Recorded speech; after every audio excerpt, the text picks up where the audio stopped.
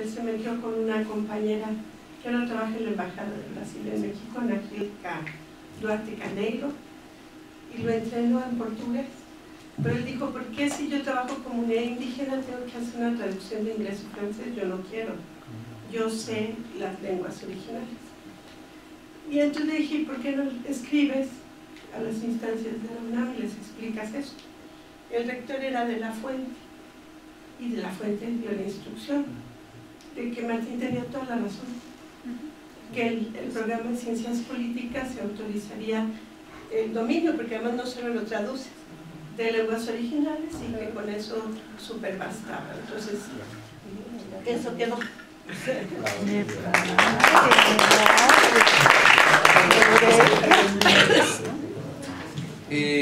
Muy bien, pues me presento, yo soy Mario Ortega Olivares de la Universidad Autónoma Metropolitana de Xochimilco. Todavía vengo en calidad de zombie porque acabo de llegar del Congreso Internacional de Americanística en Perú y Italia, donde por cierto existe una mesa de estudios de género en América Latina que quizás sería de interés que ustedes participaran. El próximo congreso lo tenemos en mayo de 2018 y en internet pueden entrar a Congreso Internacional de Americanística, Círculo Amerindiano, y ahí van a aparecer la convocatoria. No es un evento masivo como el americanista, y entonces hay posibilidades de diálogo. Muy bien, pues vamos a platicar acerca del trabajo informal de las vagoneras en el tren metropolitano de la Ciudad de México. Las crisis neoliberales expulsan a enormes masas de personas de la relación capital-trabajo. Los deja sin empleo asalariado, pero requiere como consumidores. Estos desempleados sobreviven de manera autónoma en la economía informal. Analizaremos el caso de las trabajadoras informales que venden mercancías de ocasión dentro de los vagones del tren subterráneo de la Ciudad de México. El siglo XIX como recuerdo del porvenir. En México, mientras se implementaban las contrarreformas neoliberales, reaparecieron formas de explotación laboral que creíamos haber dejado atrás en el siglo XIX, como el trabajo a domicilio, el trabajo infantil, las jornadas laborales mayores de 8 horas, el empleo sin contrato, el trabajo sábados y domingos, el trabajo sin seguridad social, todas las ventajas de la sociedad de mercado de las cuales gozamos. De ahí mi interés por releer las obras clásicas sobre la industrialización en Inglaterra y la expansión de la producción para el mercado. Ya en el siglo XIX se discutía que la acumulación capitalista sería imposible bajo el supuesto de la existencia única de las dos clases propias de la relación capital-trabajo, pues se generaría una producción excedente vendible solo a un tercer sector externo a la relación capital-trabajo, pero interno al mercado capitalista, como ocurre con los campesinos y los vendedores informales. El trabajo precario e informal en la Ciudad de México. En la capital mexicana, la apertura de las fronteras, tras los múltiples convenios de libre comercio, inundaron al país con mercancías baratas de origen asiático. Situación que al sumarse a las crisis financieras llevaron a la quiebra de miles de pequeñas, medianas y grandes empresas manufactureras locales. El empleo industrial se desplomó en toda el área metropolitana de la Ciudad de México. Ahora acostumbro preguntar a mis estudiantes cuando inicio el curso de trabajo y reproducción social que levante la mano quien conozca a un obrero asalariado. Ya casi nadie lo hace. Ya no existen. Ya casi no existen. El empleo industrial se desplomó en toda el área metropolitana ante la competencia desleal de las mercancías importadas de China y el sudeste asiático. Si en 1980 se contaba con 48% del empleo total en manufactura, para junio del 2000 ya se había reducido al 20.5%, hasta llegar a solo el 18% de la fuerza laboral nacional en marzo de 2003. Para todos los que siguen convocando a dar todo el poder a la clase obrera, ahora la van a tener que buscar con lupa. El sistema de transporte colectivo metro en la Ciudad de México. La espina dorsal de las comunicaciones terrestres en la Ciudad de México es el sistema de transporte colectivo metro, el cual transporta diariamente a 5 millones de pasajeros.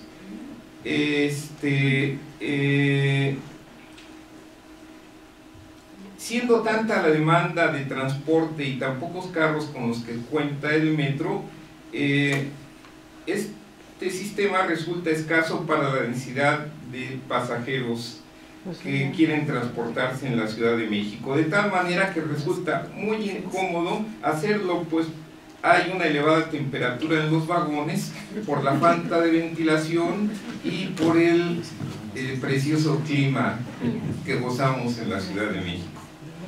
La presencia de personas que ejercen el comercio ambulante a bordo de los vagones resulta una molestia para los pasajeros, sobre todo porque llevan enormes bocinas en sus mochilas y las encienden al más alto volumen. Sin embargo, son tolerados por los usuarios, porque nadie sabe en qué momento puede correr la misma suerte de tener que ir a la venta ambulante. Si algo genera el neoliberalismo es desempleo y pobreza. En la Ciudad de México, cuando los asalariados pierden el empleo al ser expulsados de la relación capital-trabajo, acostumbran buscar de manera autónoma una estrategia para sobrevivir. Esto es, desarrollan una de las actividades de lo que se conoce como economía de los trabajadores. Al huir del desempleo y la pobreza concomitante, deciden autoemplearse y se internan en los laberintos subterráneos a vender mercancías de bajo costo, donde sus ingresos superan el menguado salario medio de un obrero industrial, que no cubre ni una canasta básica de alimentos. Los vagoneros ganan por lo menos 4 o 5 salarios mínimos al día. En fin de semana, los sábados o domingos, pueden obtener hasta 1,000 pesos en un día, pues su mercado potencial son los 4.5 millones de personas que se transportan cotidianamente en el metro. Para Ruiz, la venta ambulante es un sector de subsistencia que responde a la necesidad de autogenerar un espacio laboral propio ante la precarización e insuficiencia del trabajo informal.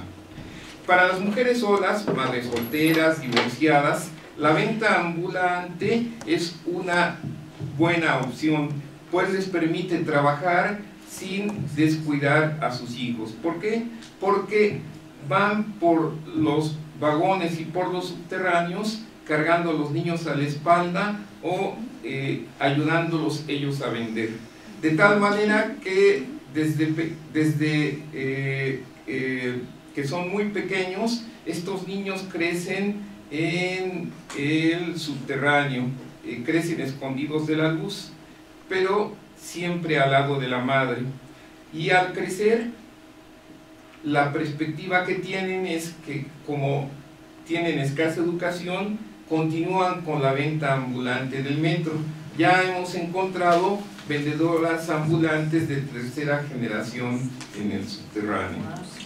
Eric Fromm señala que cuando los sistemas formales no son capaces de garantizar el bienestar de una sociedad, sus miembros suelen recurrir a redes de amistad, parentesco y patronazgo para solventar sus problemas. Ese es el caso de los desempleados del metro, que al no poder acceder a un empleo formal con salario y derechos asegurados, recurren a poderosos personajes políticos que los apadrinan para poder ejercer de manera informal la venta en los vagones del sistema de transporte colectivo. En reciprocidad, ellos les entregan su lealtad política, asisten a mítines para apoyarlos, además de votar por ellos. Por si fuera poco, les deben pagar una cuota periódica para ser tolerados, pero no legalizados.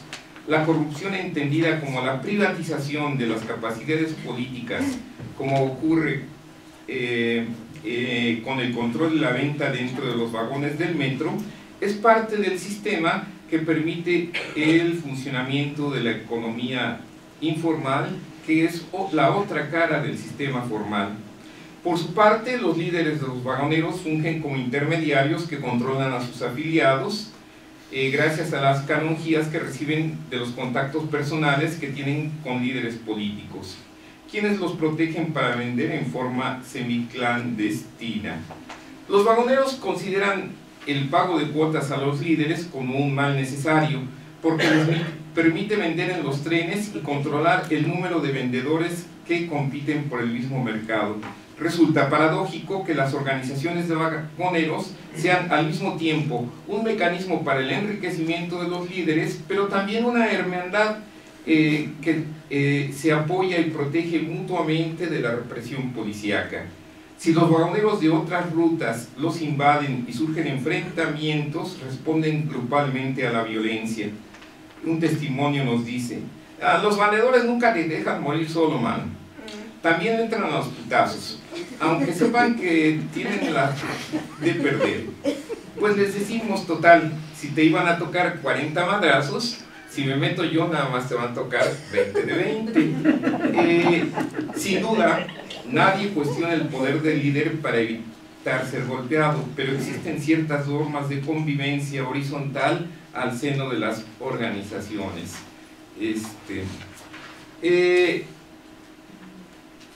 La permanencia de los vagoneros en los trenes depende de un sistema de complicidades donde intervienen autoridades, sindicatos, partidos políticos, líderes de organizaciones de ambulantes, pero también el cliente usuario que compra barato. En lo alto de la pirámide de complicidades se encuentran los jueces cívicos, quienes deberían de imponer una multa a los vagoneros que les remiten por haber cometido una falta administrativa contemplada en la Ley de Cultura Cívica, que es de unos 530 pesos o 13 horas de detención. Pero los vagoneros prefieren dar un billetito de 50 pesos al policía que los detiene para evitar que los remitan al juez. A mí me ha tocado ver en el Gran Hotel de la Ciudad de México que están las autoridades del metro, llegan los líderes de los ambulantes con maletines, con fajos de billetes de 50 pesos, ellos anotan que recibieron en una libretita y se le entregan a un policía bancario, y con esto ese dinero de la informalidad entra ya en el círculo formal de acumulación. El trabajo de vagonero parece sencillo, pero resulta agotador, pues deben de pasar de un vagón al siguiente de acuerdo al ritmo acelerado del metro.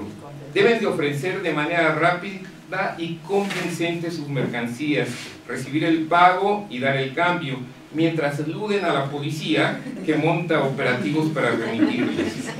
Predominan en sus filas las madres solteras, divorciadas, jóvenes y adultos mayores, migrantes, invidentes y exconvictos. Conocer la cifra exacta de vagoneros es difícil por el carácter semiclandestino de sus labores. Se estima que en el metro de la Ciudad de México laboran unas 2.800 personas que se agrupan en 16 organizaciones. De estos, 1.266 son mujeres y 1.590 son hombres, aunque se considera que el número real puede ser 3 veces mayor. Sus dirigentes sí llevan un padrón de afiliados, pero este se maneja de manera oculta y se entrega extraoficialmente a las autoridades del sistema de transporte colectivo.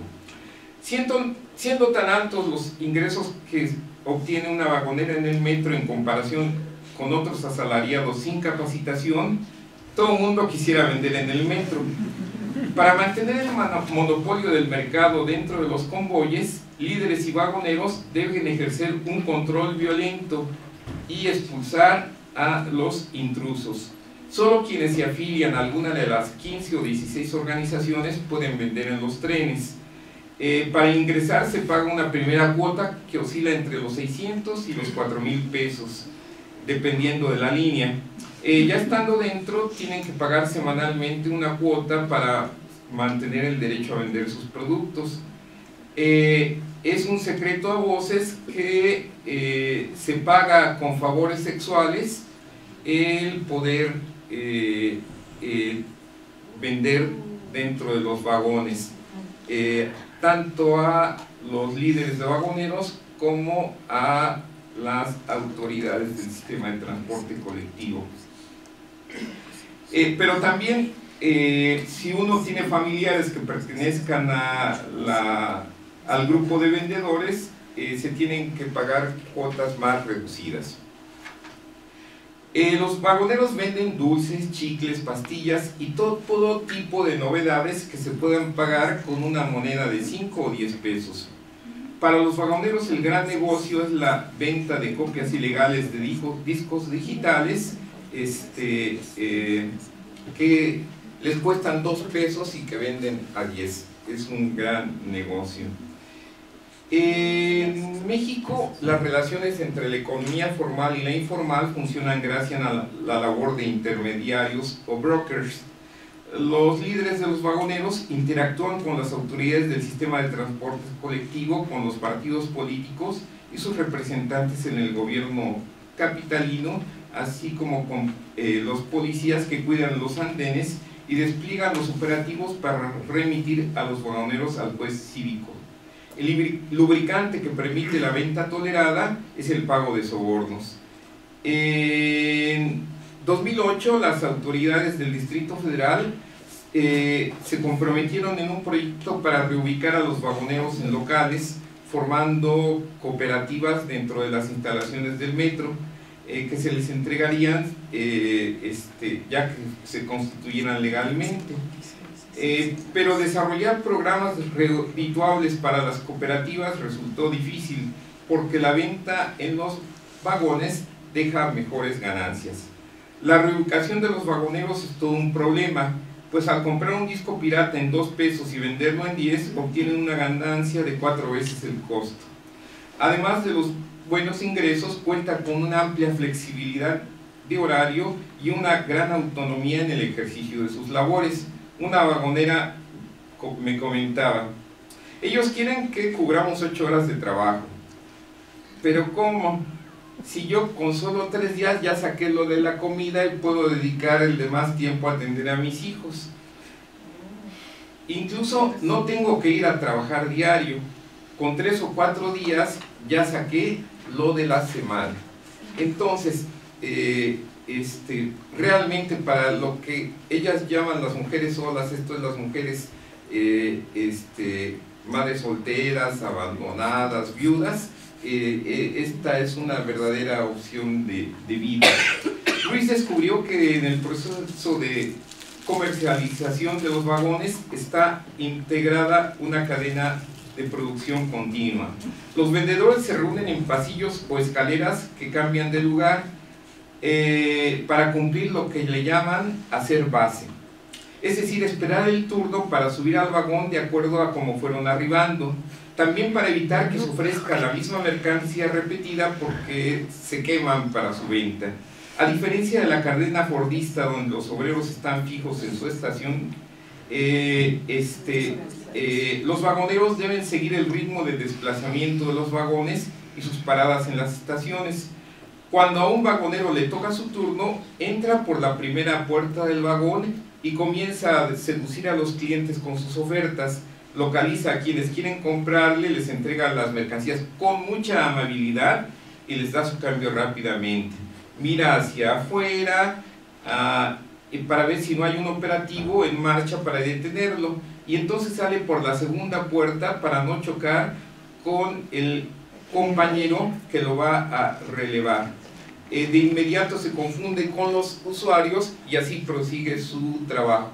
Entonces los vendedores ambulantes se acostumbran a la clandestinidad, aunque hacen una labor que pues, en una economía de mercado vender debería de ser absolutamente legal, se ilegaliza la venta.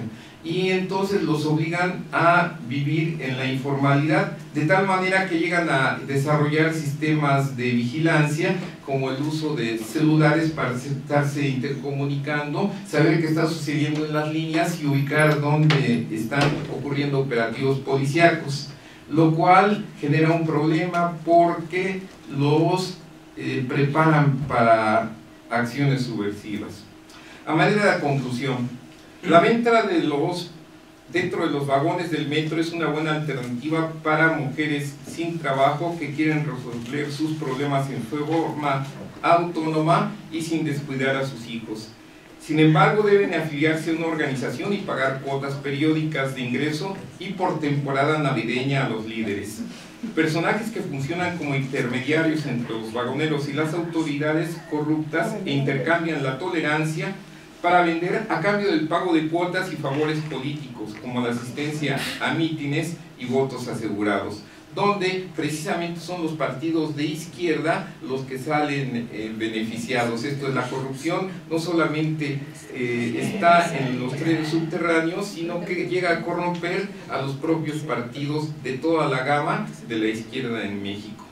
Aunque formalmente están fuera de la relación capital-trabajo por no ser asalariados, están enraizados en la economía de mercado por la vía del consumo, pues satisfacen las necesidades de sus familias con mercancías adquiridas en el mercado. Siempre que les pregunto dónde se surte para el consumo en la casa, todas me dicen que en Walmart. Además participan al final del ciclo de producción-consumo al vender o realizar el valor de mercancías como las baterías Sony de procedencia japonesa.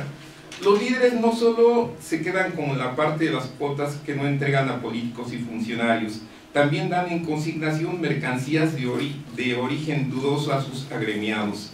Cierto es que les dan facilidades para pagar el crédito, pero cuando no hay aval, la ausencia del pago conlleva el cobro por la vía de la violencia ejercida por el cuadro de coordinadores del respectivo líder. La pregunta de una vagonera nos pone a reflexionar.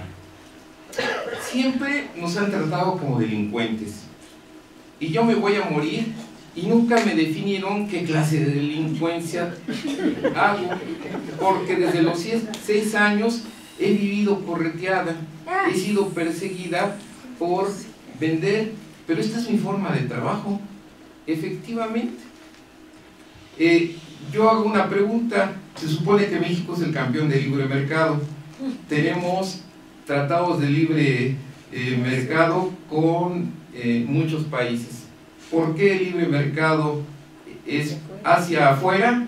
¿Y por qué los más precarios de la sociedad mexicana no tienen derecho al libre mercado? El libre mercado debe de ser un derecho para los vendedores ambulantes. ¿Por qué no ocurre esto? Porque los vendedores ambulantes aprenden a hacer negocios desde abajo. Ellos tienen muy poco dinero, entonces desarrollan un colmillo para localizar mercancías de bajo precio que inmediatamente van a ser demandadas por el consumidor. No pueden correr el riesgo de quedarse con mercancías que no se van a vender. Entonces son los emprendedores más eficaces. Si hubiera libertad de mercado, ellos podrían convertirse en una nueva generación de emprendedores que conocen el mercado en su parte más ruda y que resultarían sumamente eficaces para una sociedad donde la compra-venta es la lógica determinante.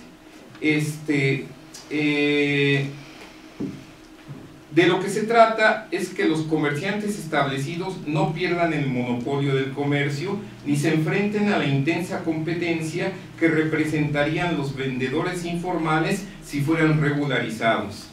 Con ello nuestro país pierde la oportunidad de contar con una generación fresca de nuevos empresarios que han surgido y aprendido a hacer negocios desde lo profundo y duro de las calles de la Ciudad de México. Aunque están fuera de la relación capital-trabajo por ser no asalariados, son expoliados por la vía del comercio injusto. Además, apoyan el ciclo de acumulación al realizar el valor de las mercancías producidas formalmente al venderlas. Como son una pingüe fuente de dinero para los funcionarios corruptos, su salida de los vagones no será fácil, sobre todo porque en menos de 8 horas ganan más de lo que obtiene un obrero asalariado por laborar toda una jornada.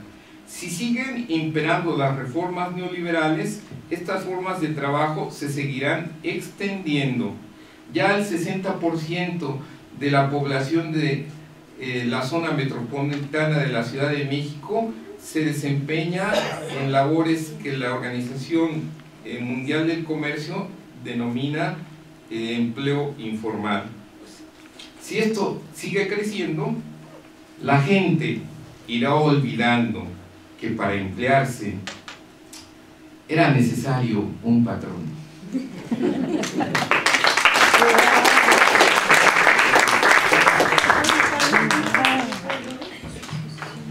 Bueno, yo voy a ser muy breve para ya darles la palabra. Con las exposiciones nos damos cuenta cómo en realidad se siguen reproduciendo relaciones de género en general muy injustas, y en muchas ocasiones las mujeres se incorporan al trabajo remunerado de forma obligada, de manera muy precaria, y teniendo que seguir cumpliendo las labores de la crianza, del cuidado de la familia, o sea, producción y reproducción.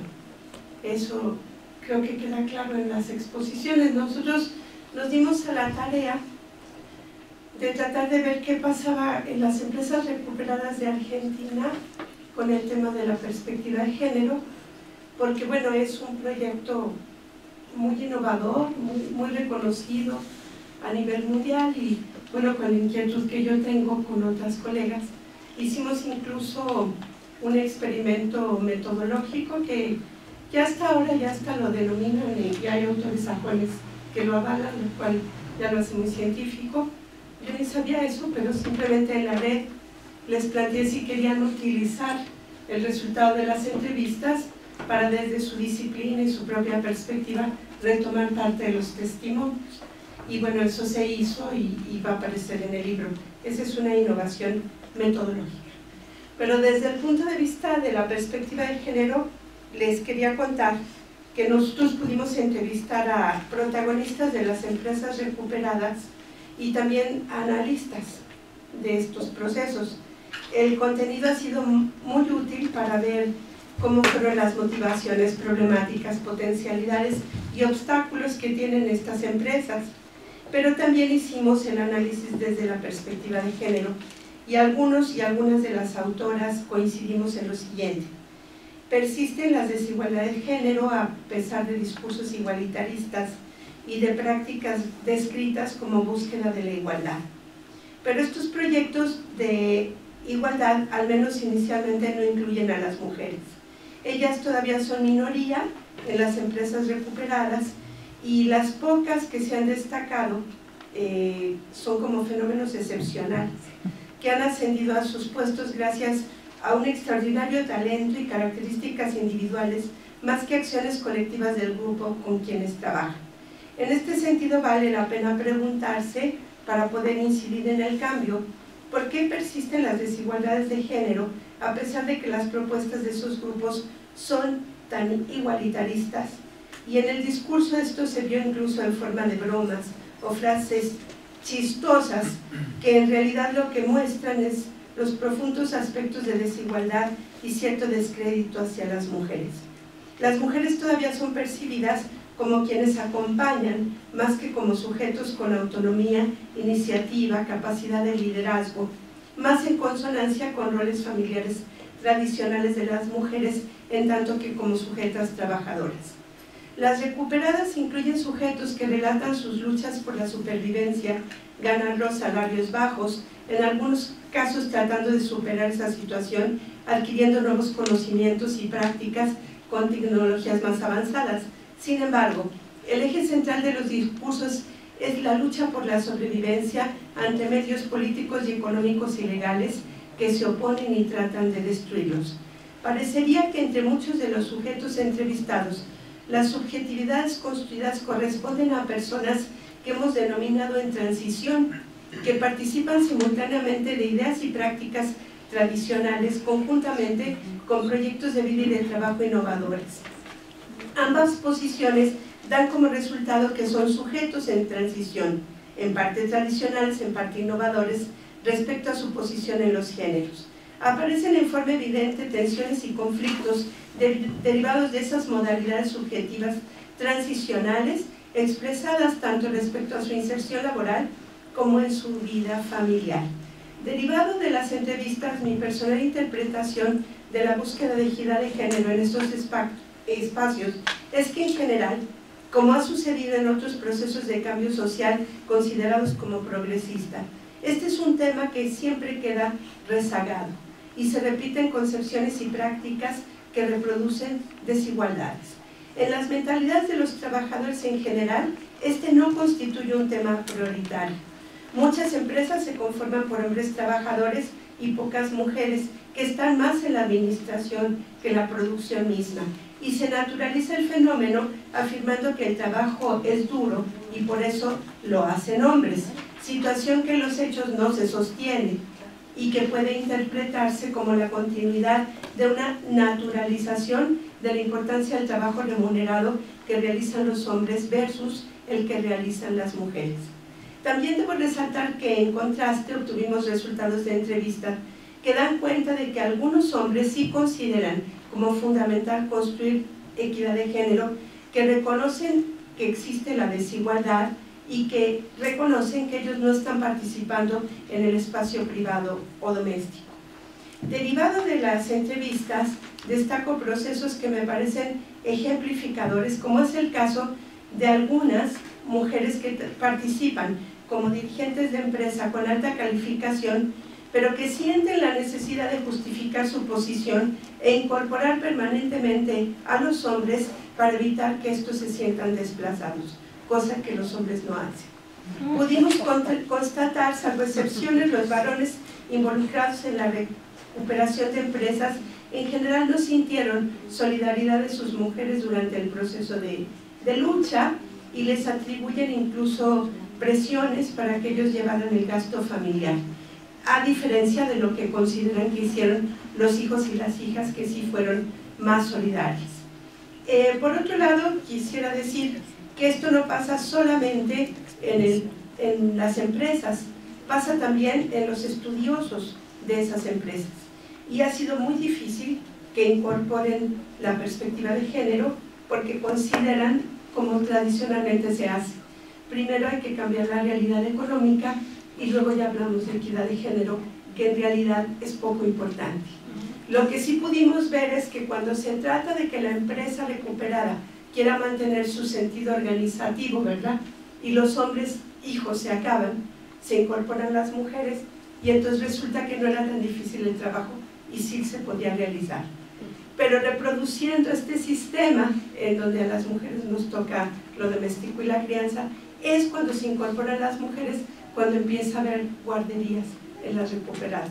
Anteriormente se da por hecho que esto no es importante. Y en los espacios académicos hay que estar insistiendo en que hay que incorporar la perspectiva de género, porque mi experiencia es que cada vez que puede, este tema se invisibiliza. Queda al final de la reunión cuando ya no hay tiempo, porque lo importante es ver la lucha política, cómo se conserva la empresa, cómo no se pierde el sentido cooperativo, pero la equidad de género queda todavía subsumida, ¿no?, como poco importante. Pero bueno, esto también está cambiando, no creen que el panorama es totalmente desolador. En los encuentros ya ponen la arroba, es encuentros de trabajadoras y trabajadores, y ya hay una mesa de género. Claro que casi nadie asiste. En la última que hubo, mejor nos pusimos a discutir formas alternativas y las ponentes entregaron la ponencia por escrito, no había público. Pero cuando está el sindicato y Napoleón Gómez Urrutia está llenito, ahí sí van todos, ¿no?, las huestes aplauden. Digo, hay mucho trabajo que realizar y es importante saberlo, ¿no?, porque muchas veces hay la ilusión del cambio y que todos vamos y todas en el mismo camino, y no, incluso estando de acuerdo, ¿no?, en impulsar formas alternativas, ponemos el acento en distintas cosas, ¿no?